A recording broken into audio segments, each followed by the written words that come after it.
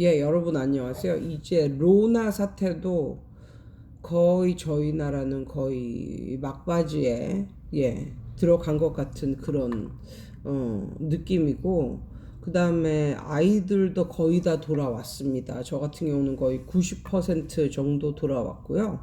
10%는 안 들어와요. 안 돌아와요. 그 이유는 그러니까는 그 전학을 간 학생들도 있고, 그 다음에 아예 학생이 너무 그 허약해서 올 1년 동안은 그냥 아무 데도 안 다니고 그냥 학원을 쉬겠다라고 말하신 분도 있고, 그래서 아무튼 그 학생들을 빼놓고는 다 돌아왔습니다. 그래서 90% 이상 이제 돌아왔는데, 딴 원장님들은 어떠신지요? 그런데 제가 이걸 겪으면서 또 깨달은 저만의 생각이 있는데, 어떤 거냐면, 이제 2월 말서부터 이번 이런 일로 완전히 우왕좌왕하고 난리가 났을 때, 이제 학원들이 다 쉬고 뭐 이랬잖아요. 그때 환불 처리를 얼마나 깔끔하게 했는가에 따라서 엄마들이 느끼는 그 학원의 이미지, 이런 게 좀 달라질 것 같은 그런 느낌이 들었거든요. 그러니까 예를 들면 그때는 뭐 다 폭탄 맞은 거죠. 학원도 폭탄 맞고 뭐 개인들도 폭탄 맞고 다 이제 엄청 힘들었을 때인데, 그때 또 쉬고 뭐 이런저런 것들 때문에 또 환불을 이렇게 해주고, 근데 환불을 해주는 과정에 있어서 제가 예전에 겪었던 그런 건데, 이 사람이 정말 마음이 막 쪼그라들고 막 들어오는 돈은 없는데 막 나가는 환불이 생기고 이러면 사람이 어떻게 되냐면 마음이 강팍해져 가지고 굉장히 정확히 계산을 해요. 고지고대로 법에 써져 있는 대로. 예.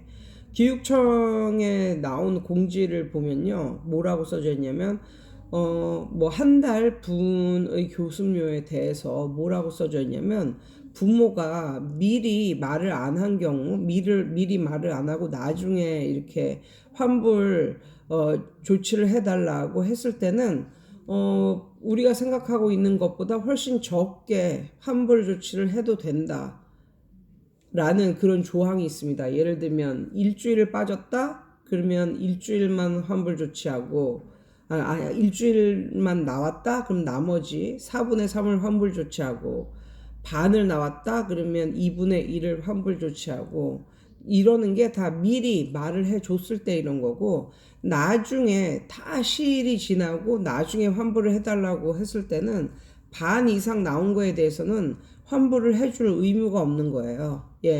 단지 자기가 원하면 나와서 수업을 더 받고 가든가 그런 것만 있을 뿐. 아무튼 그렇습니다. 그런데 너무 환불 조치를 할 때 너무 강팍하게, 너무 그렇게 교육청에서 나온 대로 아니면 너무 강팍하게 이렇게 해주면 안 된다는 것이 저희 말의 요점이 되겠습니다, 오늘은. 그러니까 저 같은 경우도 특히 프랜차이즈 학원 같은 경우는 그 학생이 등록되어 있는 학생에 대해서 뭐 3만 원어치 교재를 꼭 써야 된다. 그래서 교재비를 항상 붙여야 됩니다. 학생 그 명수대로. 그래서 이 학생이 이름을 올려놓고 말도 안 하고 빠졌을 경우에는, 그런 경우에도 그 학원에서는 그 학생에 대한 그 교재 비용이나 아니면 기타 이용 비용을 내야 돼요. 돈을 내야 돼요. 돈을 붙여야 돼요.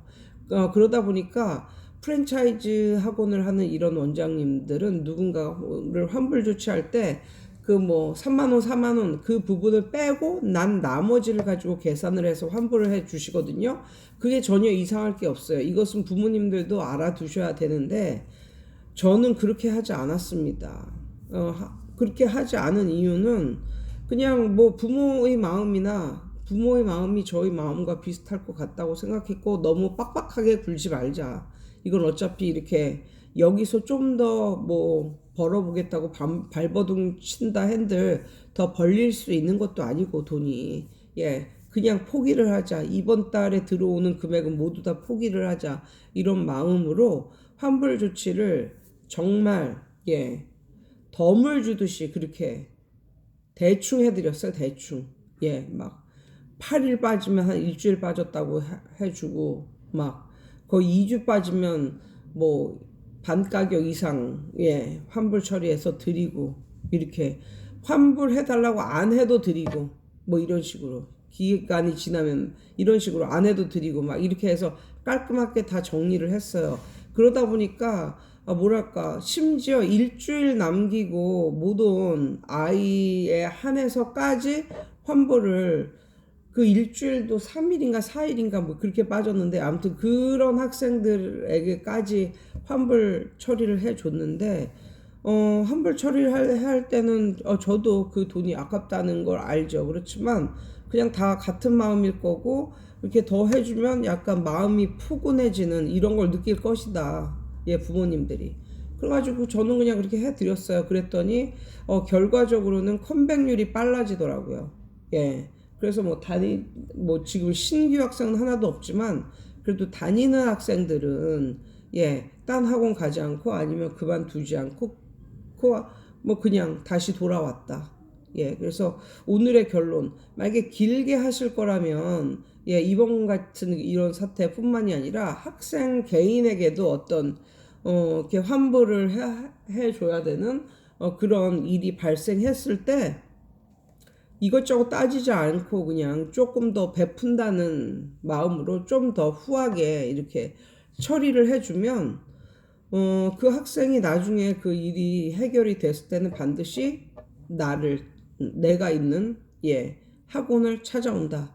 다른 학원으로 안 간다. 그러니까 제가 옛날서부터 이렇게 생각을 해도 보험이나 뭐나 보험 아줌마들도 그렇고 모두 그렇고 아무튼 성공하는 길은 한 번 왔던 고객이 다시 찾거나 아니면 다른 고객을 데리고 더 오거나 이런 식으로 해야 성공을 하는 거지.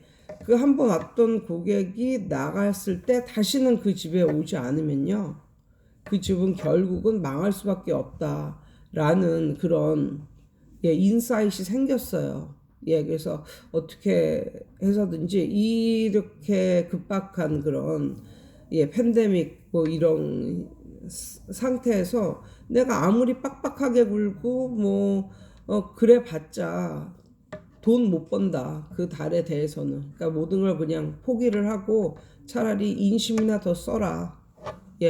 그것이 이번 사태를 겪으며 제가 다시 한번 확인을 해본 결론이 되겠습니다. 이상이에요.